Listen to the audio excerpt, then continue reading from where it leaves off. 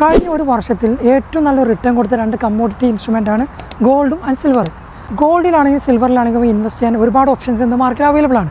ഒന്ന് നമുക്ക് ഫിസിക്കൽ ഗോൾഡായിട്ട് ജ്വല്ലറികളിൽ നിന്നും മറ്റും വാങ്ങിച്ചു വെക്കാം. ഇനി ഗോൾഡ് ETF-കളും ബീസുകളാണെങ്കിൽ നമുക്ക് ഡിമാറ്റ് അക്കൗണ്ട് മുഖേന നമുക്ക് എത്ര ചെറിയ എമൗണ്ടുകളാണെങ്കിലും മേടിക്കാം. നമ്മളൊരു ഇൻവെസ്റ്റ്മെൻറ്റായിട്ട് ഗോൾഡ് ചൂസ് ചെയ്യുകയാണെങ്കിൽ എപ്പോഴും ഗോൾഡ് ETF-കളും ബീസുകളാണ് നല്ലത്. ഗോൾഡ് ETF-ഉം ബീസിൻ്റെ ഉപകാരം ഒന്ന് തന്നെയാണ്.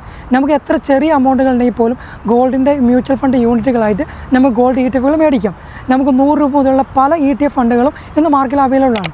നിപ്പോൺ ഗോൾഡ് ETF ഫണ്ടുകൾ, UTIൻ്റെ ETF ഫണ്ടുകൾ, അങ്ങനെ ഒരുപാട് ETF ഫണ്ടുകൾ നമുക്കൊരു 0 ബാലൻസിലൊരു ഡിമാറ്റ് അക്കൗണ്ട് ഓപ്പൺ ചെയ്ത് കഴിഞ്ഞാൽ നമുക്ക് ആഡ് ചെയ്തുകൊണ്ട് നമുക്ക് മേടിക്കാൻ പറ്റും.